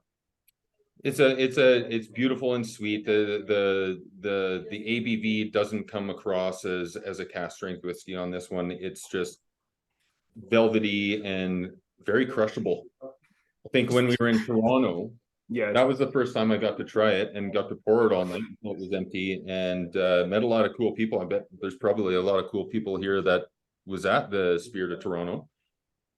I don't know. Yeah, I don't know who we have. Holy definitely crap! are. There's Yeah. so many people looking at me. Yeah, exactly. Everywhere you look. Yeah, it's such an open whiskey. I've had too many whiskeys to have tasting notes anymore. Okay, well, we'll make this really easy then. Anyone who asks them a question right now can get a prize. Definitely. You guys will have something sent to you. Give a question here to I Jay. have a very easy question for you. Okay. Why the Pheno is double the price from the other cherry we have? Ooh, that's a good question. I would say there's my assumption would be. Can you repeat the question for Anne? I don't know if she heard that. So, why is this? This is kind of in the upper price range in the Solus series compared to the typical barrels. Yes. So this one it's above the Solus, it's below the premium. Yeah. So you're kind of wondering why does it fall in that category? Is that correct? Yes, because we All right. Wait, and let I'm gonna let guess. James let I'm gonna James guess let the James answer. answer this. Let's put him on the spot here. It'll be up in a minute. Okay, go for it. My guess would probably be because of the availability of the barrels. And you know, the price would be relatable to how many they can actually get to the distillery. So if they're ordering 10 Oloroso, they might only be able to get 3 Fino because of the availability of them. Yeah, I agree with you, but here we have. Yeah. Okay. Yes, I'm invited to Taiwan now. You got it. Thanks for putting me on the spot, you prick. James. I'm out of here. Hope you guys have been James, enjoying the before you taste. go. Oh wait, Oh, someone one wants more. more questions. All right. Okay, now I'm I on. totally agree. Sorry, just Wait, to, did to- you guys to just do see a the little comments? bias, just to What's the question here? no, just to keep James, are going you on able this to hear me? question that I ask. You know, when you're doing single cask, the cask cannot be 20,000 more than the other cask. It's not possible. So if you're doing single Did he cut out? for the same kind of whiskey, you cannot say it's the cask equivalence. You know, you say it's the rarity of the cask or something like this. I agree with you absolutely, but it doesn't double in price. So why double in price for the Fino compared to other cherry in the same kind? You know. What, James? Well, I would. No, single cask for single cask. 1.5. No, single cast are single cast, but James is correct for sure that you do have some that are not as easy to source, and the price is a big difference on single cast as well. You can have some that maybe are. You're saying it's hard to find some that maybe are double the price or triple the price. You're wondering why is the cost that much more? That's what you're asking? Yeah, in a way, yeah, absolutely. Yeah. So one of the big things for sure is the availability of having it and the way that you have to deal with the cask itself and what you're doing with it. And then also for sure, the price is a big thing as well. And would you like to add anything else to that? What about the size of the cask to compare? I had one more question. The size of the cask, then yes. Fino. So for your sherries, you're getting all the same? What do we have here? Another one? We win a small amount, change the bottle. Okay. Cost usually we win a small run of whiskey. So therefore, there's a bigger cost implication for that as well. Okay, so we have other stuff put in here as far as when you have, if you're not doing something as often, you have extra costs involved in that at a distillery as far as your labeling, as far as your packaging and doing everything with that as well. So all those costs, actually, if you were to strip down whiskey, one of the biggest costs you're looking at is your bottling, is your labeling, and then your cask cost itself. So the new make is the new make that's going in and stuff, but it's all those other things that add to it for sure. Somebody said So it's the after marketing and So going back to the Fino. Yes. Going back to the Okay, Fino. thanks. It's the difficulty of getting your hands on these casks as well. Yes. Like as opposed to like more broadly available Oloroso casks, the Finos are a lot rarer, so that drives the price. Yeah, for sure. It as is well. hard for you guys to get a hold of those casks from Fino casks and stuff like that compared to Solus Oloroso casks, which are much more common. Definitely. And even for High Coast was just saying the same kind of thing for getting those kind of, or sorry, Ferg Harris was just talking about that stuff too. So a lot of it is the availability, and sherry casks in general right now are getting harder and harder to source for everybody. I know Kavalan has recently visited Spain and they're trying to get hold of more, but I think the demand in the world right now for sherry casks is going up and up, so it's getting harder to get any of these casks. So you're talking, I'm hoping prices, I'm not hoping. Kavalan prices better not go up in the future, is kind of what they're saying, right, guys? That part we're all good at. No, but there are so many things to consider for different things. High Coast, let's get your take on this. What do you step think? away. What is? Cheers, James, everyone. Well done, James. I have a question, James. How dare you? A quick question here. I'm gonna throw you on the spot. I had a question about the Fino as well. Oh, go ahead. Can you speak to that you get with a Fino compared to other sherries? Can you speak to what that you get with the pheno as opposed to other sherries? I missed one part. The dryness. It's a really dry sherry. Okay. Yeah. So we're gonna speak pheno sherries in general then. Okay, yeah. It depends on both what type of grape you use when you do sherry. But for Fino, it also depends on how much oxidation you get. In sherry business, they use a very fancy word. They call it floor, and it's like a mold. A layer of mold that they put on top of the sherry to prevent oxidation. And depending on how much this cracks, you get different types of pheno. It's still and also different types of sherry. So like an Amontillado is open up a little bit, and then if it's a little bit more, and if it's a really good one, then you call it a Palo Cortado. So it's basically the same spirit inside, but it's just different types of oxidation. And pheno is like the driest one that you can have, and it's a lot. It looks like a white wine much more in color and everything. So it's more of a very dry sherry. Okay. So that's a good answer. High five to you too. I just learned. Larry. One more question. Ask that question. That was really good because other people here were like, "Okay, yes." Yeah. Everyone's like literally just leaning in. Yeah. Sorry, was there another question? Yeah, Larry. Just one more question, and it's actually more. It's a comment and a question, but it's actually more on the Kavalan side. So, I once with a bunch of brothers kind of got together and had all of the bottles of the premium. So the Manzanilla, Fino, the Oloroso, like all of them back to back, and we bought bottles corresponding the sherry.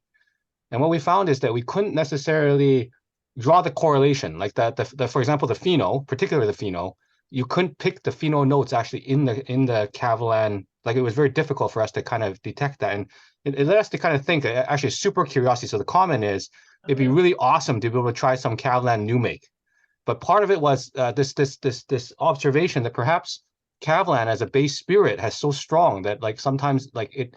Certain aspects don't seem to come through quite as much, and so that's like as Anne said, each of those are her babies. One of the like the Moscatel also actually we also really love the Moscatel, so I agree. And there was actually a much stronger correlation, but particular pheno was the one that we couldn't get the pheno notes from the pheno the actual bottle. So can I ask you one question? When you tried this, was it a single bottle of pheno, or have you tried it with different ones as well? We tried 2 bottles of pheno. We definitely tried. I think we had an Alvir one, and then we also had a what's the other one? We had like a Beppo. Oh man, I can never pronounce the. It's that one of those really. It was one of the harder ones to source in BC, but we found it. You can only source it in Alberta. It's called it's escaping me the name right now, but we did find those 2 bottles, and we found it very difficult to detect. And pheno is one of the ones that we actually like drinking because it's quite dry, and it goes very well. Like we were having seafood, but yeah, it was very difficult to pick up any of those notes in the actual Kavalan pheno. So Larry, new make. Before you answer, Larry, can you make sure that Samuel gets a prize? That Samuel gets a prize? Samuel definitely will get a prize on that. My answer to that, because it's kind of a general thing, and it's your tasting notes that you're getting from it. It could be certain casts because you're getting single casts as well, and you're getting those notes in general. But can I ask you about that though? Are you speaking specifically to Kavalan that you're trying? Are you saying pheno in general? Yeah, it was particular to Kavalan, and part of it was our trying to understand like sherry and its influence on different whiskeys. But Kavalan is one of those ones that's wonderful in terms of releasing full expressions across all of the different sherries. So I have one crazy brother that has the entire collection, some other ones that have like from different years. So we came together and we tried that, and I think what was really it was like actually the real hope, Larry, is if there's any way to get Kavalan new make, like it's like what is that base spirit? Because like what Anne's whole thing, like I like Anne's baby, man. I want to see how that baby developed. I have tried Kavalan new make, and it is fantastic stuff. We all did that. Yeah, we were there. It really is good stuff. And you are not the only person who would like to get bottles of it, possibly coming to Canada for special people to try. Yeah, Anna's not here. You know what, Samuel, I will do my best to see if we can get even a little bit sent to people on the team, to the group to try, because I know you guys are big lovers of Kavalan in general, and the new make would be great for everyone to try. I can't promise because it's something Kavalan doesn't release often to people. And what we're gonna do here is you can only run. Let us, we will try our best to do something, because I think it's important too for people to try it. Because when you try a new make, you get to try really what the spirit is, as you're saying, and you get to see what it's starting from, and then what the cask, how it changes with different things. So if it's possible, at all possible, we will do our best.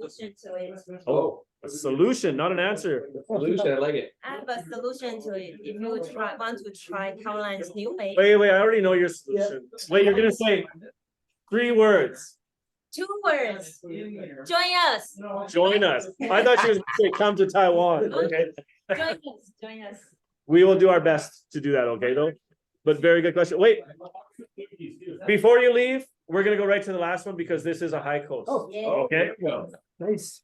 So we are going to the last one, and everyone, I believe, had this one correct, and I think there's a very something simple to see why. Sorry, guys, we're jumping to number 1, 2, 3, 4, 5, 6. 6? Yes, number 6. Hey, sorry. I really do like these questions and comments that you guys are having, though. It's really interesting, and I can see people, as I said, listening, and they're really hanging on the words that people are answering questions, maybe the stuff they haven't heard before too. So keep it up, guys. We'll keep the prizes coming to everybody here too. All right, let's hear. What is this one? Number 6. This one is one of our 4 origin series, which is our core range. And this is the peated spirit that we lay down in bourbon barrels. It's peated whiskey, around 45, depends a little bit where we get the malt from, but we get it from mostly Belgium or Scotland. And it differs between 40 and 45, I would say. And tell us the name of this great whiskey. The name of this great whiskey is Timmer.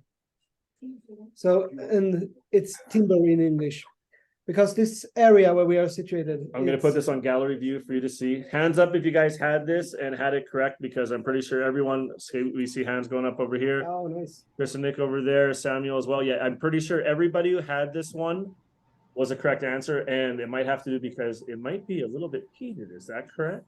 Yeah. All right, let's hear. What's it ppm?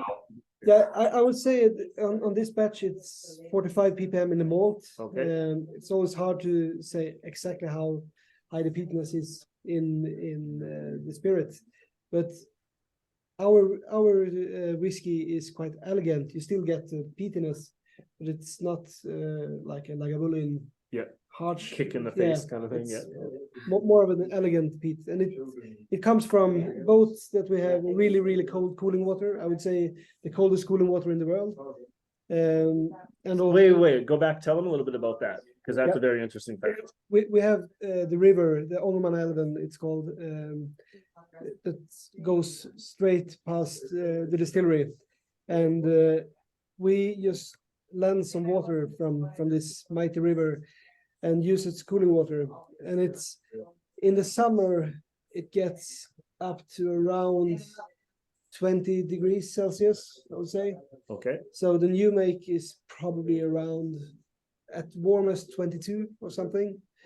And in the winter, it's around 3 degrees Celsius.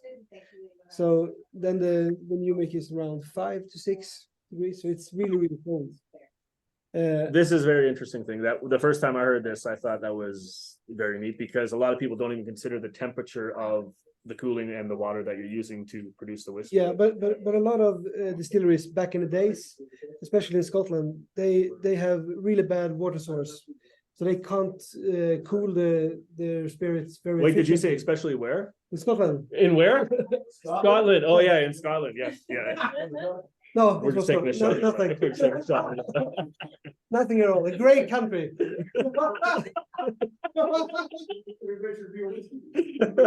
Yeah, for a long time.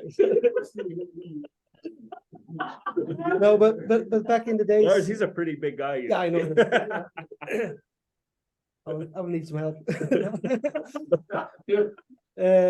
Back in the days in Scotland, a lot of distilleries had problems to cool the what do you call it, the evaporation that comes from the stills when you distill. Yeah, Yep. Thank you. Yep. The fumes. And so a lot of distilleries had silent seasons in the summer. So they closed the distillery because they couldn't produce a proper spirit. Okay. Some distilleries sold this because you want to have a consistency over the years. And they can't afford to be making whiskey for only part of the Yeah, year there. yeah. So what's to do if you want to have a consistency? Just raise the temperature of the water all year round. So you get a worse distillate all year round. And it's But it's consistent. so it's consistently bad. Yeah. Okay. Interesting. We don't have that problem because we have really, really cold water. So we don't have to Play around. No. Or anything. And you don't have to adjust it at all. No, but what we have to do is we have to have a really, really clean distillate. Because if we have a very quick cooling with a spirit that is very heavy or a lot of sulfur or anything, this will come into the spirit as well. Okay. So we have to distill a little bit slower and really make elegant and clean new make. Interesting facts you guys are hearing right here. You heard it here first from High Coast.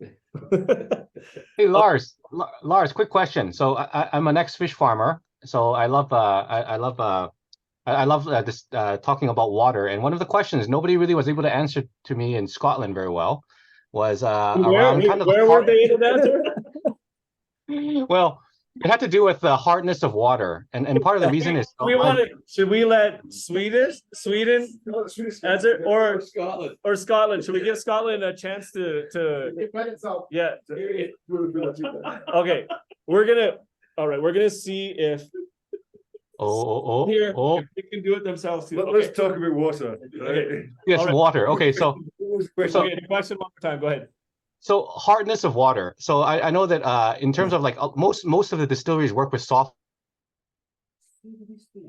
That also in BC, but I moved to New York, and I started kind of fish farming. And I realized, holy crow, the hard water there changed the entire biological system, and the water tastes different. So I'm kind of curious as to water quality parameters when you guys looking, because you were talking about from the river. What would constitute things in the water that would impact the flavor? You want to go first, or you see how you do it? And then yeah, okay. We're gonna see what happens. Wait, I'm just gonna adjust this a little bit. Get everyone in here. First of all, I just want to say we only use the river water as cooling water. So in the production we use the water from the tap. We have amazing tap water in this area in Sweden. So and it's not very, very hard water. It's quite soft and good for. But what we want to do is we don't do any water treatment, but you wanna have some minerals in it, and you wanna have some zinc and some magnesium, and all of this we have in the water. So because this also helps to when you do the meshing, you get a lot of flavors out from the starch out in the water. I see some head nodding going on. Okay, I agree. So hard water. This is redemption for your country. Yeah, no. Wait, can you repeat? What did you say that you asked many people where and they weren't able to answer this question or didn't answer it properly? And part of it, like around just even on hardness and softness, and part like and the reason I asked, by the way, is because everybody just learns to work with the water from their place. So it's kind of like if we took you from Scotland and moved you over somewhere else to make whiskey, that water will change, and it will change the overall way or how things taste. But I was kind of like trying to get into, well, what specifically would you be looking for in water for taste? I don't think you can focus on water a lot, but in reality, the water offers very little You can change the water very easily.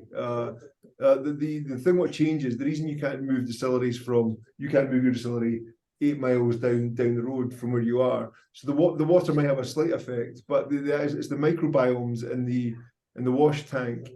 That's what changes. When you move whiskey 2 miles up the road or 3 miles up the road, the microbiomes in the tank, in the wash tank, they change because the environment of the air is so unique to each location where a distillery is. You can never move a distillery without changing the microbiomes, the environment that breeds those microbiomes in the wash tanks and stuff. And that's what flavors, they give more flavor to whiskey than anything else, right? But the water itself, in Scotland, we do not have hard water. In anywhere in Scotland, we do not have hard water. We just don't. I think only one distillery. Hard water. No, us ourselves, we use deionized water. Deionized. It's an industry standard, especially for reduction. We use deionized water. We use deionized. We use deionized water as an industry standard when reducing whiskey. Now, most distilleries use deionized water for production as well, but it's distilleries that say, like Speyside is a prime example. Speyside say lots of distilleries have a water source. In reality, they're using tap water. Yeah. They're using tap water because the water that we use, the water we use, is so pure and clean. If you cross the border and go into Newcastle, and then you try the water out the tap there, it has a distinct chemical flavour. Whereas in Scotland, we do not have that rich chemical. Our water's clean enough and pure enough as is, right? Because we have so much of it. It rains constantly. So we have, our water is very lightly treated out the tap, and most distilleries will use tap water. Some do use it from source. I know Glenkitchy can use it from source, right? But most distilleries, like yourself, will use it for some process in distillery, but will not use it to produce the whiskey. So the impact. So after after you draw the water from the tap, are you also adjusting pH levels? Are you getting that to a specific? But then again, the pH levels don't vary much in Scotland. We are the soil. The soil in Scotland is not got any high acidity or pH. No, there'd be no reason to adjust the pH. As I say, the deionization, reverse osmosis system that's used to produce the deionized water, that would strip out any heavy elements that are in there. But the pH. Okay. I don't think we would touch it. We don't need. I can't. I think you definitely redeemed his country for sure. But even better, the fact that he's able to have this conversation after having all these whiskeys that you've been having. This is the best part about this. Yeah, some great whiskeys as well. I've got to say, I probably should have joined in. I should have stayed quiet. I'm just going home. I'm just going home. It was really good.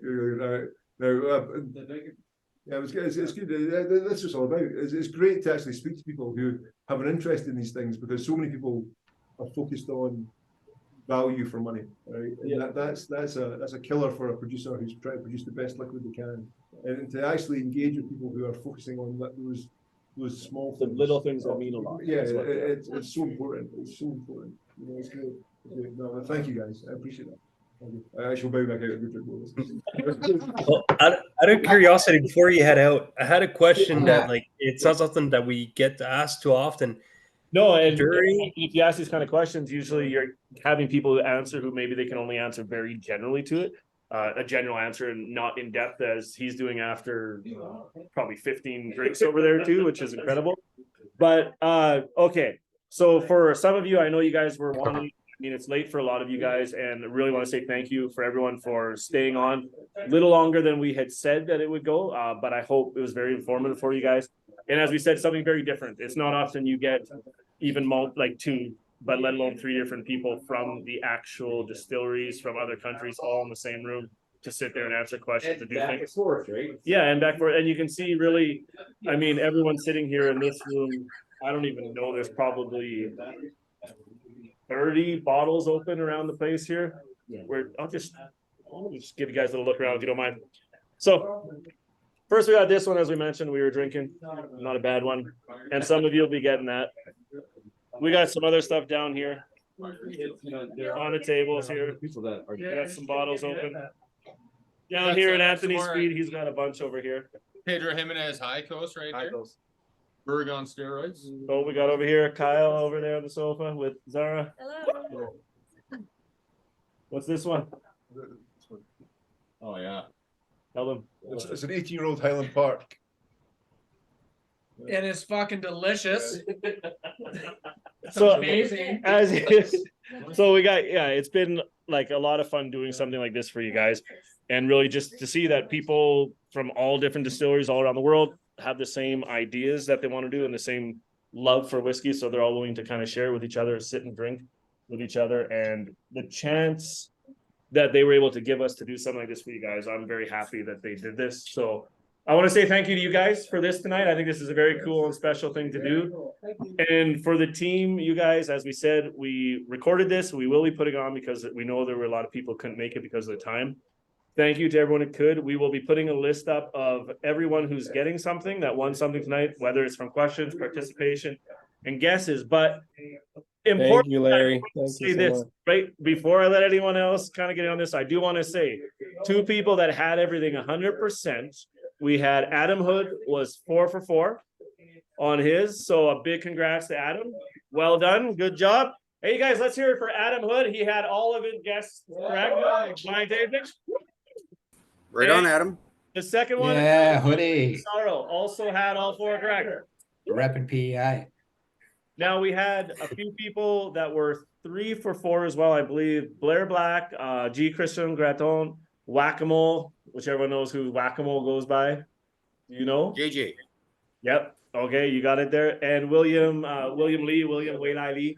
So not you, AJ, sorry, JJ. You didn't have none. Let them bleed this shit. And then we had some who were getting very close. Alex RM, Brian, David, Dennis, Francis, James, JP Marshall, Maxwell, Michael, Nick, Pierre-Luc Malox, Samuel, Simon Gabriel, Singh, Valentin, and this list goes on and on. That's impressive. But what I'm going to do, reading like that, you like that? Pretty good, right? And then the other people who sent in their things, we had Adam, Alexandra, Chris, Cody, Colin, Gordon, Graham, Joe, Matthew, Nicholas, Stephen, Mater, Stephen PH, Tim, Trent, Wesley, Bobby, Chris Rogers, who we know goes by Josh as well.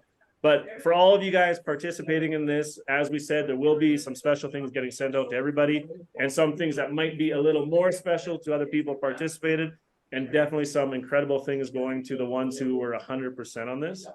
But again, thank you guys all for jumping in and joining this tonight. And if you guys have any general questions for myself or anything for the team or group, please go ahead and do that before I start. I did like 2 of them. I gave up crap. Yeah, I had a question. Yes. I had a question if Lars is still available. Lars, are you still available for a question? All right. Not loaded yet. You want to grab a chair? Here, go ahead. Oh, it's fine. No, go for it. Hey, Lars, Josh here. Hi. Nice to meet you. I wanted to ask you more specifically about the High Coast experimental series that you guys released. Was that something that you've had results with? Will there be more of those? Specifically, I had the Circus 4, which was phenomenal. Yeah, we have been doing I just different releases with like geekiness levels, or what to call it. But the one that you speak about was the Quirker series, where we did 4 different expression of different types of wood. So we had first maturing in bourbon barrels, and then we moved it into small cask, 40-liter casks. Matured it for quite a long time, and we had it like Quercus, I think it was Alba, the American White Oak, Quercus Petria, the South European Oak, Quercus Ruber, the Swedish Oak, and Quercus Mongolica, the Asian Oak. And we will release a lot of different new fun things as well. We will actually have a release for Canada next year. I guess it will awesome. in the beginning of next year, where it will actually be a whiskey matured on chestnut. So it's not oak, it's chestnut. This one right here. I brought some. Yeah. I've. So it's Oh, nice. Yes, I've heard whispers.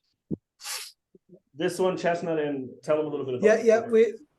we had I think we had 12 casks in total that were only in chestnuts, and it goes so fast when it's small casks and it's virgin oak, and we matured it first in a bourbon barrel for I think 5 years, and then we moved it over to do a finish. But it's sat a little bit too long, so it's been over 5 years in the chestnut. So in this one, I actually mixed it with a bourbon barrel, just to get or a bourbon cask, 40-liter cask, just to get a little bit more sweetness and also take away a little bit of the spiciness and the tannins. So for this one, will be you're talking special stuff. They're just asking us for experimental. Will be coming to Canada soon. It's going to be well, hopefully the next couple of months. It'll arrive, and it is something special. It's something different, experimental, and it's damn delicious, dude. So this one we will let you know more about when it's coming. And we have. Do you want to grab that PX? Just to show. Yeah, it's on the table. I want to show you guys something because this is. I hope this isn't boring anyone or going a little over on something of what we're talking about, but we also have a very special PX that we are bringing in. It's one of the dark ones. I'm gonna put my hand behind the bottle. Just you can. It is sure that's not soy sauce. Exactly. That is straight up like one of my favorite high coast, absolutely, of the whole evening. And a special cast too. Yeah, a special cask too. We asked our supplier Miguel Martin if he had some different size of casks. Normally we get 250-liter hogsheads, but our rack system that we had in that warehouse was built for bourbon barrels, so 200-liter casks. We said, do you have any like smaller casks, 200, 125 or something? And I said, yeah, I did an experiment. It's a long time ago, but I think it's still active. So yeah, let's go and check. And he had filled some 200-liter and 130-liter cask with really, really old sherry. So 30, 35-year-old sherries that were inside his barrels. And he had forgotten about this experiment for more than 10 years. So it was really, really nice sherry inside. And we said, okay, it's just a small experiment. So how many casks do you have? I think we have 100. We buy them all.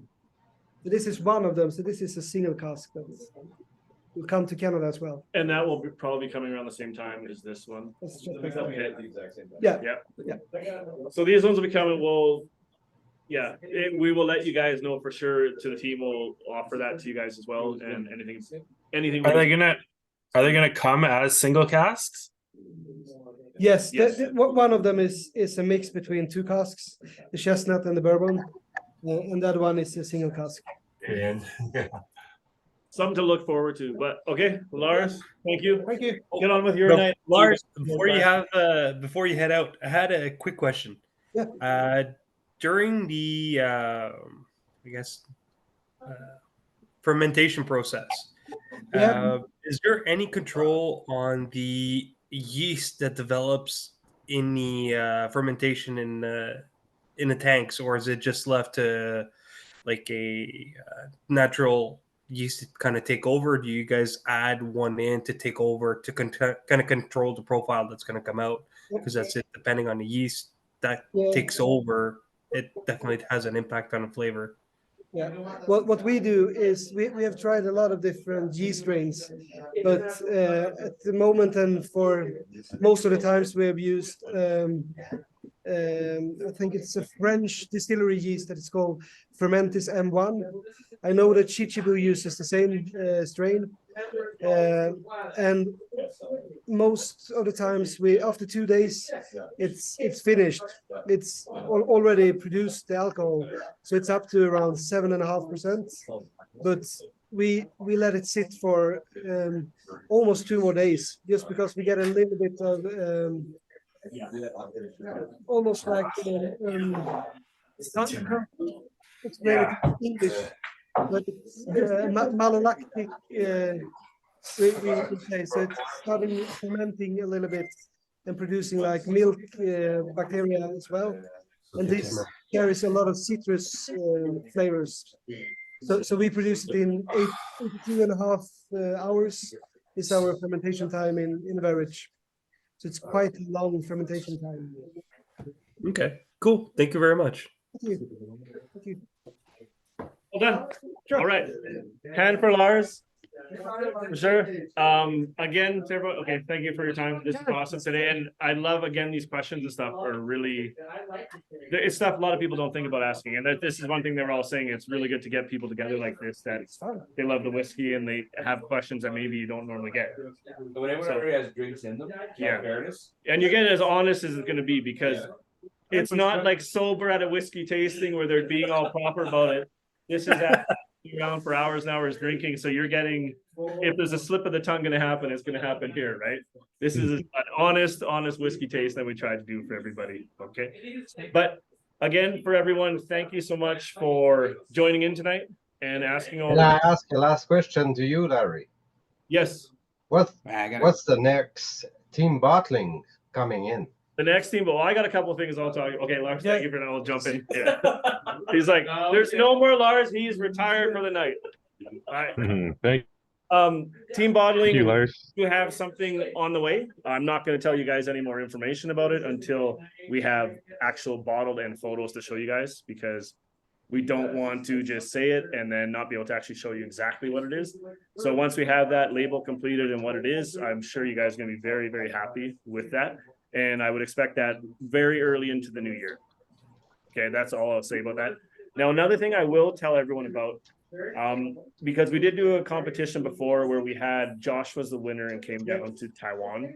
We had that free giveaway all-inclusive that we did for the team as one of the winners that it was. And we've had other people see videos and photos that he did and different things about when we're in Taiwan. And they're asking us about, are we ever going to be doing some kind of a team, a group travel thing or anything like that? And I'm just going to drop a little bit of information to you guys, because it will answer some of your questions that some of you had. And for other people, it might be something you're very interested in. But we are doing something called the TeaM Experience. And what this is going to be is where we're doing a group of select few people. We're going to be maxing it out at maybe 12 to 15 people tops, where we're doing a team travel to Taiwan, where it's going to be a very, I will call it a high class VIP, as far as with the distillery, with the country itself, with the clubbing there, with golfing there, everything else you can think of, water things, different things, anything you can name, and anything that you would want to experience in Taiwan, at where you guys can come together as a group and do nothing except have a good time. Everything's looked after for you. We are arranging something like that. And again, it's called the Experience. That's all I'm going to say about it right now. But there will be 2 people. Let me just double check one thing. 2 people, yes. I'm looking at the list here, that will definitely be getting this at a very, very, very, very good deal for them, as far as one of the gifts and one of the prizes, and that's going to be randomly sent out to some of the people here. And more information as far as when it would be, what it would be, how long it would be, and cost and everything, we will be releasing to you guys soon. But it will be something Kavalan will be getting involved with us doing, as far as taking them to the distillery and showing you guys stuff that people would never, ever have a chance to see and experience. With Ann and Kyle there, definitely. Just one of the things we're doing. More to come on that. And I'm going to shut my mouth now. I'm going to go and drink and enjoy the night with these guys. So from myself. Wait, Larry, one more question. No. One more. Larry, one more question. Yeah, go for it. When's the new cigar coming out for TeaM? Oh, there you go. Question. This is a fantastic question. We've already went and checked it out, and going back to Nicaragua, we're looking right after Chinese New Year. to go in and to source out the final one. We pretty much know exactly what it is, but we want to, as far as decide, we've had some people talk about different sizes and things they're interested in. And we're going to be getting that out and releasing that in late February is where we're looking at that. And then being a regular thing every 2 to 3 months, because the feedback from you guys here who've tried it has been very positive. And let's see a raise of hands on you guys here who have had that one and who enjoyed that. And I see it going up. And I know there were some very, I will say, disappointed people who didn't get a chance to try it. So we will make sure that the second release, there will be a lot more available. Definitely, because I know you guys really did enjoy it. And I love that you guys enjoyed it as much as myself, because I love my whiskey, I love my cigars. But yes, it's coming February, and then it will be a regular thing, okay? Alexander, I know you're very interested, and we've thought about the size and the different cigars. Nice. So we are doing those things Very too. good. All right. Okay, so you guys have a great night. As I said, this was recorded. We will be putting it on for the people who didn't get a chance to see, and we'll be also posting tomorrow or the next day. So actually, no, that's a total lie. It will not be tomorrow because we have the Banff Whiskey. We're super busy with these guys. But when I get back to Taiwan on Tuesday, we'll post up Tuesday at the latest as far as who the winners were, and then be on the lookout for packages coming to your door. Okay, guys? So I hope you guys enjoyed something like this. It was not easy to set up and have these people in the room at the same time with us to do something like this, but they were more than willing. It just had to be at this exact time. It's the only time that it could happen. So to you guys, thanks for all your support of Kavalan for sure, High Coast for sure, Ferg Harris, and ourselves, Truth Malters, cigars, everything else. And seriously, I have nothing but mad respect for all of you guys. And I hope we can do stuff like this on a more regular basis as well. So to everyone, thanks again for joining in. And any questions you guys have, you can post after we put up the live one here, and I'll do my best to answer. I saw one last thing. Was that Scotch and Ponder? You got a question over there? No, just saying thank you, Larry. Oh. Bye. Yeah, thanks to you. You know, Well, thank you. it's long overdue. It's long overdue. We had COVID slow down a bunch of stuff. Yeah, thanks, we had this and that, and waiting for things and finding the perfect time to do this. So it's going to be more regular, and we want to do something different for you guys all the time. So my pleasure, you guys, and nothing. Thanks, Larry. Yes. Larry, I said thanks, Larry. Oh, pour my yourself some of pleasure. that. Okay, I'm told I have to pour myself this to enjoy. So we got any clean glasses anywhere still? Yep. Hey, you want to drink? Yes. Yeah, I've got one in my hand right here, just for you. So I'm gonna cap this off. There is, as I No, said, screw the glass. How about a bottle jug? Come on. a bottle chug. I can't do that. No. I'm just Chug, chug, Terrible chug, idea. chug. But cheers to you guys, and I'm happy you guys, as far as it seemed like everyone really loved getting these sample boxes sent to you guys, and there was no expectations on anything, and we want to do stuff like that for you more as well. So cheers, everybody. Have a great Cheers, thank night. you. Enjoy the rest of the Thanks week. a lot, Larry. My pleasure. Love doing stuff like this for you guys. All right, we'll all talk soon. Okay, have a safe weekend, guys. I'm gonna drink this. Cheers. Cheers, guys. Till next time. Cheers.